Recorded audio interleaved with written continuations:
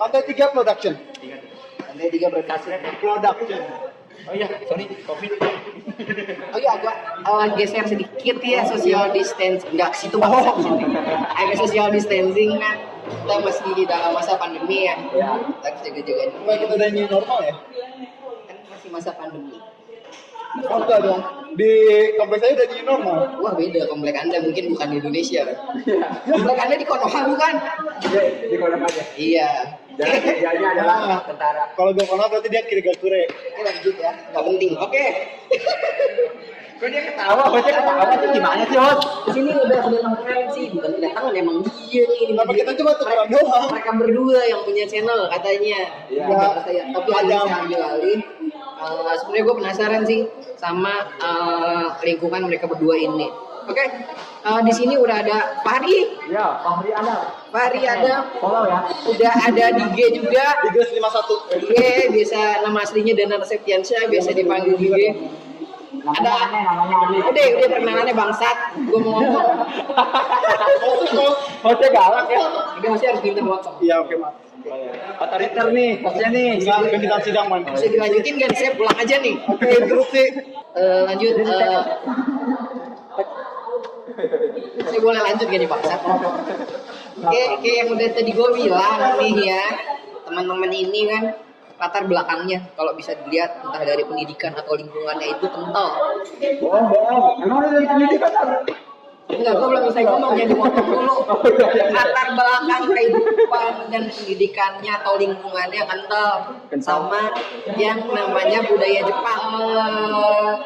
Hari G nih, yang biasanya orang-orang stereotip ya, Enggak ada yang biasanya orang-orang tahu tuh kayak lu kuliah nih sastra Jepang, mau ngapain sih? Mau jadi ninja? Oke. Acara ini disponsori oleh beliau. Kembali. Kalau mau ngopi jangan lupa Kak Nils Cafe. Oke, Kopi Pak. panas. Mantap.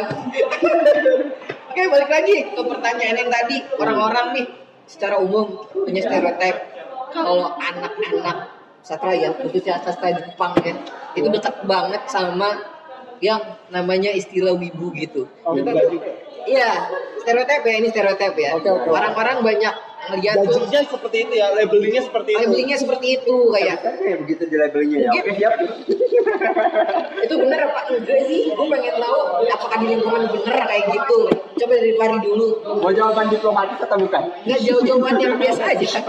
Kita pakai jawaban diplomatis ya? Enggak juga.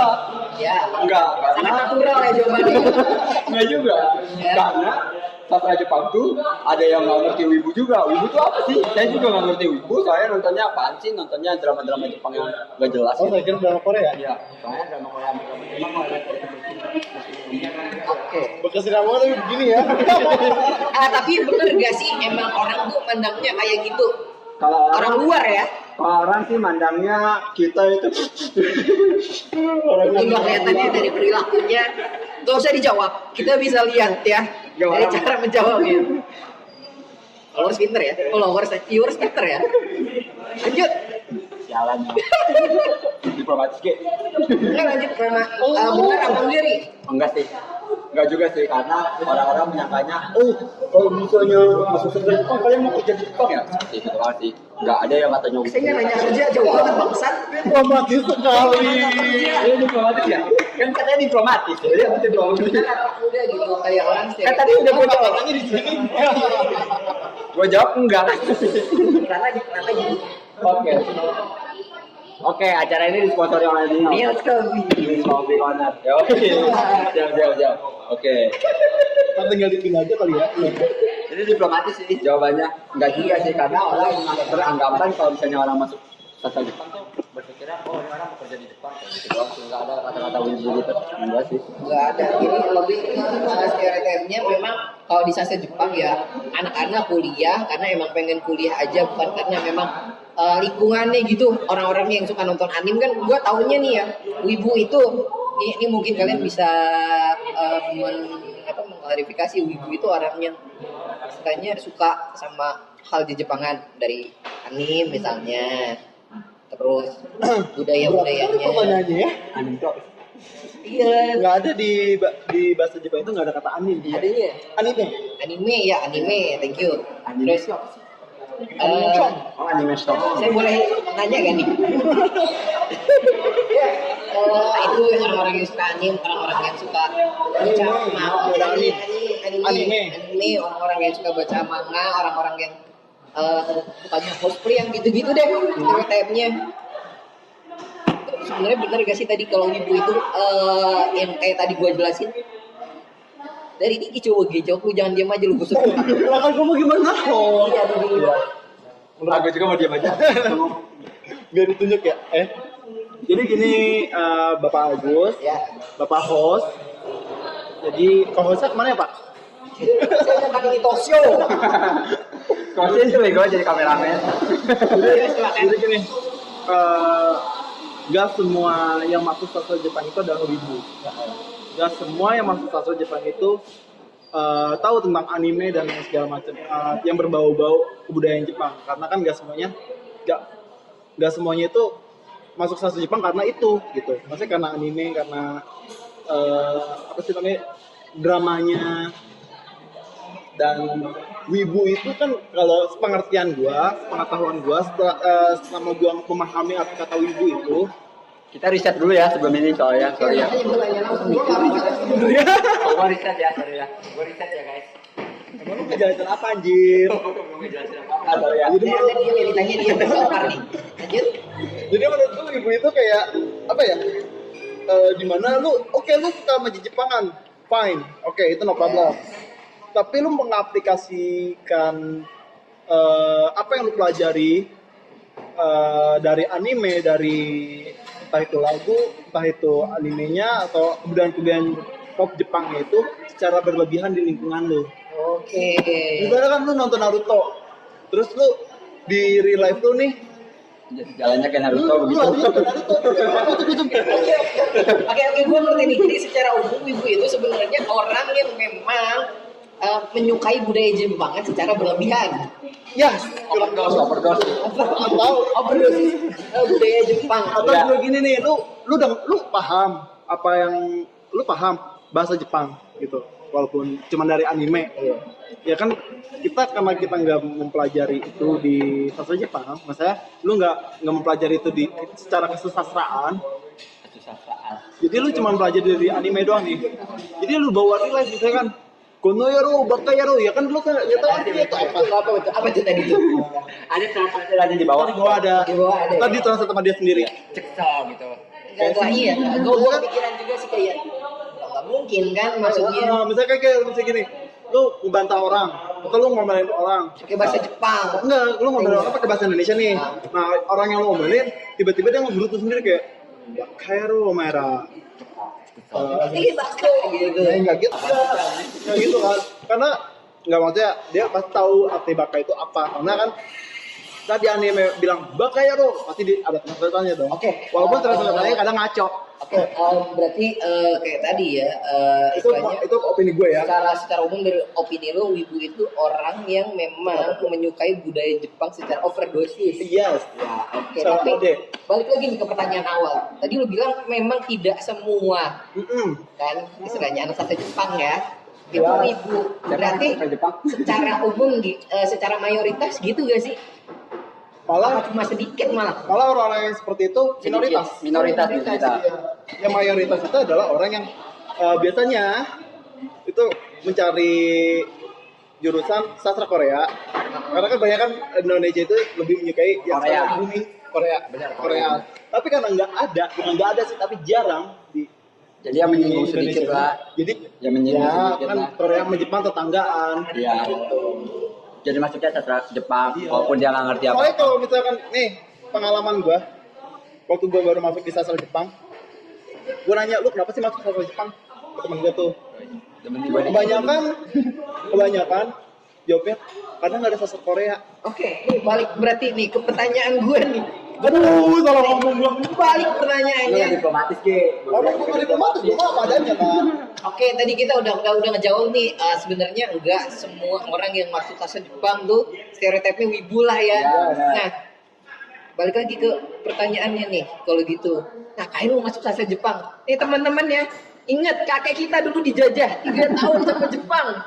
Udah bangun rel yang kerja Romusa, bangsat memang kalian Jepang. Kalau tidak dijajah oleh Jepang, kita nggak punya kereta. Oh, apakah begitu? Karena gini, di Bogor aja kereta itu impor Dari Jepang. Benar. Dibikinnya di Jepang. Tapi Nah sekarang di sini. enggak itu kereta lama di Jepang yang dibeli sama Indonesia begitu.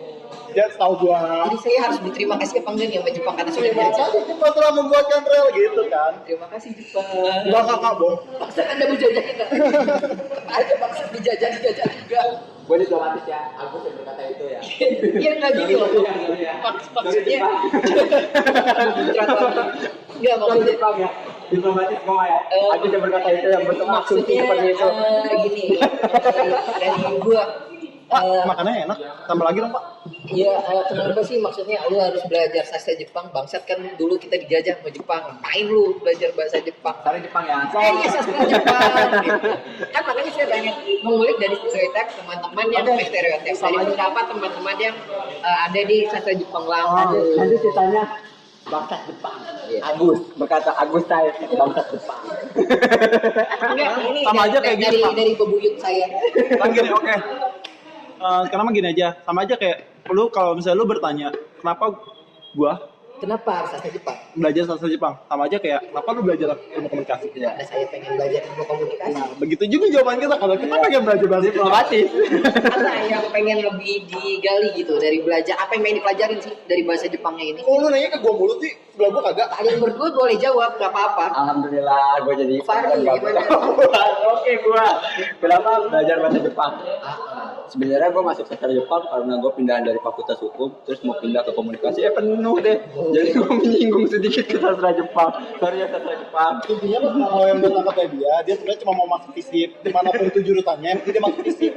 Karena fisip itu kan terkenal bebas. Minggu. Sorry ya sastra Jepang. Oke teman-teman yang dari hukum ikuti langkah Fahri. Apakah Fahri bahagia sekarang?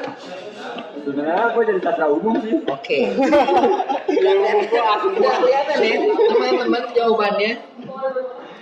Kakak kalau dari lu kayak nggak ada alasan spesifik gitu kenapa masuk sastra Jepang selain pengen belajar bahasa Jepang alasan spesifiknya? Tadi udah gue jawab di Ini enak loh, Bang. Ini enak loh, Bang. Iya, tapi kan bisa bangsa. Jadi jadi kenapa gue pengen belajar bahasa Jepang itu gue pengen cuma satu. Gue mau belajar mana? Belajar manga. Iya. Stop di situ. Kalau lu Ri, bener tadi cuma pindah doang. Iya. Cuma pindah doang. Iya. Kasih background sedih tadi pas sedih. Oke, hal menarik sih bagi gue karena lu bilang tadi gue tuh masuk sastra Jepang karena pengen belajar manga. Dari nama jurusannya aja sastra Jepang. Kenapa gitu? Tiba-tiba tujuan lu gue ingin belajar manga. Kenapa nggak masuk komunitas manga aja anjing? Kenapa harus ke sastra Jepang? Ini teman nih gue nih yang Makin kalau nonton ini kenapa masukin dia ke sastra Jepang? Buang-buang uang. Enggak dong, mak gue cuma menjawab. Dia maunya kayak gitu. Oh iya. Bohong, dia nilainya Enggak, ibu bukan. Enggak, kenapa gue cuma mau incer manga doang di kelas Jepang? Gini, oke, masuk komunitas, ya kita cuma belajar basicnya aja. Kayak ngegambar pola kepala kayak gimana, pola badan seperti apa, terus posisi badan seperti apa, terus coloring dan Oke, gue nggak mau nanya lebih jauhnya karena pasti bakal teknis banget dijelasin bakal teknis kok. panjang. Ini udah mau masuk ke intinya. Oke, Ini gue mau jelasin intinya. nggak saya potong ya. Saya hostnya.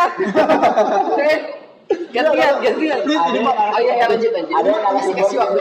Ada tumbang disuruh baca. Kasih waktu. Potong. Iya, silakan. Jadi kan kalau misalnya gue masuk ke komunitas itu cuma pola dan teknis aja kan yang dipelajari. Sedangkan kalau gue pribadi gue bisa apa sih namanya itu mengasumsikan. Jadi bisa mengasumsikan dengan gue belajar bahasa Jepang, dengan gue belajar bahasanya, gue bisa belajar semua kebudayaan yang ada. Jadi nggak cuma manga doang. Tapi budayanya secara umum. Budaya secara luas. Nggak umum. Lu berarti niatnya tuh aji mumpung ya istilahnya. Iya, jadi sekali daya 2-3 pulau terlampaui. Oke, dua oke. Oke, gue dapat perspektif baru tadi ya. Kayak yang lu bilang sebenarnya lu masuk sastra Jepang nggak sepenuhnya belajar sastra. Di sana lu bisa belajar ngegambar juga ya. Karena ada fasilitasnya. Karena saya bukan jurusan sastra, saya jurusan budaya. Jurusan budaya ya. Maksudnya Kok di sini dua-duanya? di Udah penjurusan. di, Oh iya, maaf. di jurusan secara umum sastra Jepang. Ternyata nggak cuma belajarin sastranya doang, tapi belajar hal lain juga. Dan bahkan lu bilang tadi ada budaya gitu. Nah, kalau dari Fahri, Kenapa nih? kalau dari Fahri gitu, Kenapa nih? lu kan pindah Iya, dari pindah. fakultas hukum ke fakultas fisip ya, Iya. sastra Jepang. Apa yang beda sih? Bikinnya diganti ya, bukan fakultas fisip, fakultas isip. Fakultas isip ya. Fakultas isip buat nes saya dilulusin aja ya. Oke. Ya, dilulusin ya. Apa yang beda di sastra Jepang? Apanya tuh yang beda tuh? Di jurusan kan lu tadinya dari jurusan hukum beda kayaknya sama di G kan. Iya. Kalau dari hukum ke Jepang, Iya. dari hukum ke Jepang, Hukum dihukum terus ke Jepang. Iya, dari Dia apa dideportasi dan ke Jepang, setelahnya dideportasi apa yang beda? Oh. Iya, apa yang beda ya? Lebih santai aja sih, Bang. Lebih santai ya. Iya, Bang, lebih santai, Bang. Dari mananya? Dari pelajarannya, Bang. Pelajarannya. Iya, tapi berjenjang semua, Bang. Ke Jepang. Saya menyesal juga, Bang. Kenapa tuh? Karena matkulnya dari semester 1 udah berjenjang, Bang. Nggak kayak komunikasi, aman. Berjenjang gimana saya nggak ngerti. Berjenjang kalau misalnya nggak lulus yang ini, nggak bisa ngambil selanjutnya.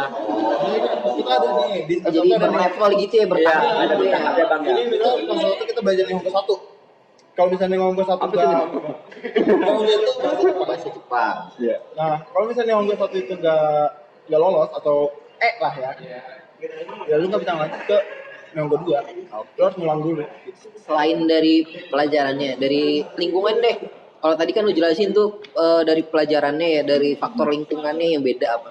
Saya kupu-kupu, Bang. Kuliah pulang, Bang. Jadi nggak tahu lingkungan. Enggak terlalu tahu lingkungannya. Kalau Iya, kalau Bang. kalau di G gimana di G? Kan dia nggak tahu ya apa yang harus ditanyakan gitu kalau nggak tahu. Organisasi gimana sih? Gua anak kupu-kupu, Bang.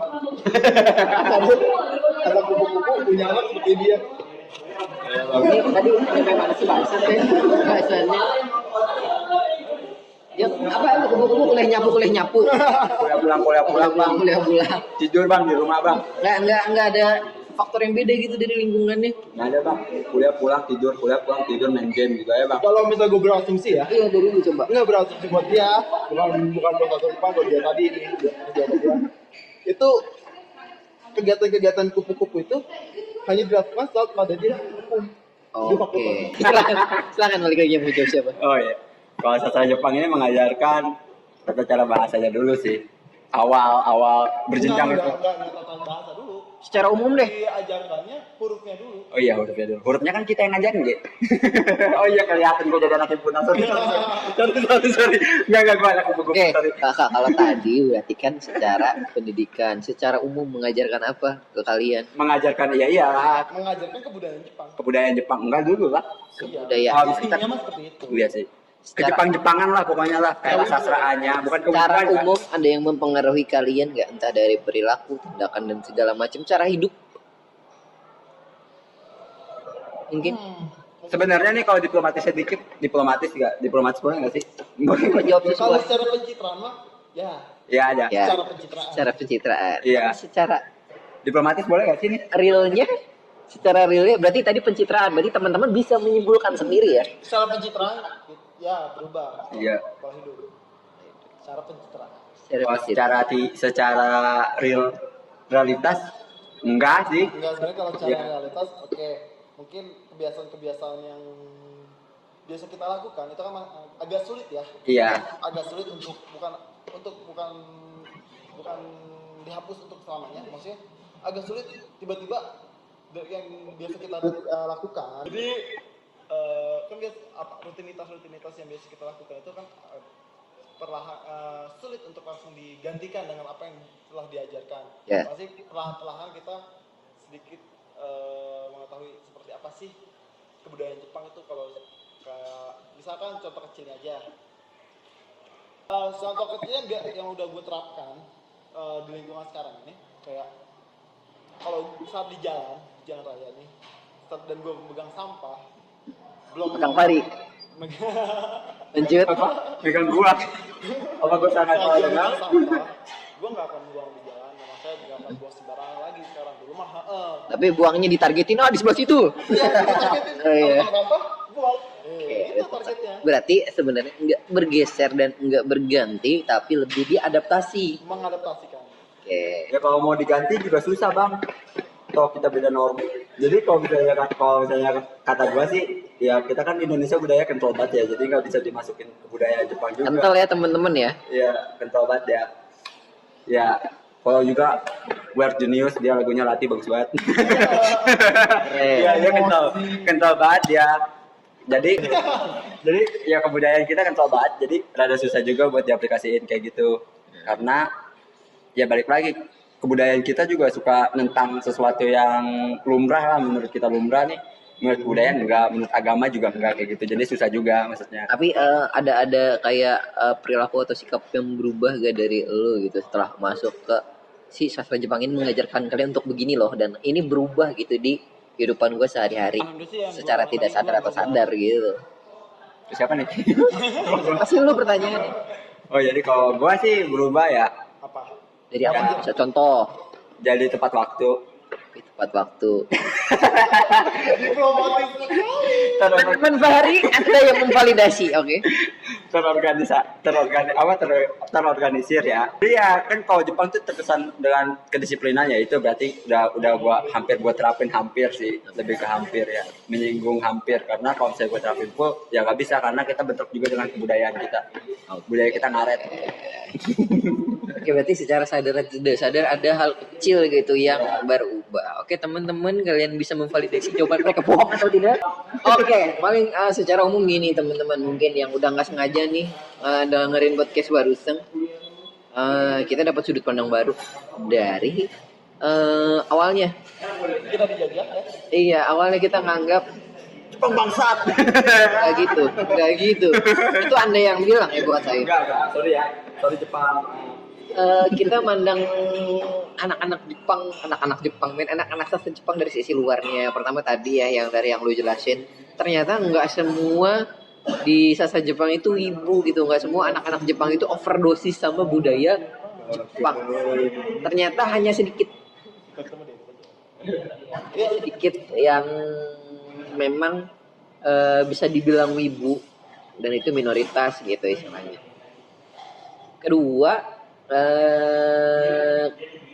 tadi ya, mungkin dari kalian berdua ya masuk sastra Jepang itu pertama kalau Fahri kan karena emang dia pengen pindah aja gitu, nggak betah dia itu kayaknya di fakultasnya dia. Eri, oke, mantap. Anda diplomatis atau sekali. Kalau di G lebih ke memang dia punya passionnya yang istilahnya kalau dia terjun ya, terus kalau di G tadi, kalau dia sih terjun ke lingkungan sastra Jepang karena ada passion yang pengen dia gapai gitu. Ternyata di lingkungan sastra Jepang ini ada kayak jalan buat dia masuk ke passionnya dia.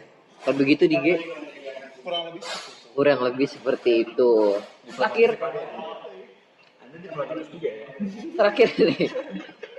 Oke, apa sih yang berubah gitu setelah lu masuk bahasa Jepang? Mungkin narasumber kita berdua ini nggak bisa menjelaskan secara gamblang ya, secara drastis yang berubah ya.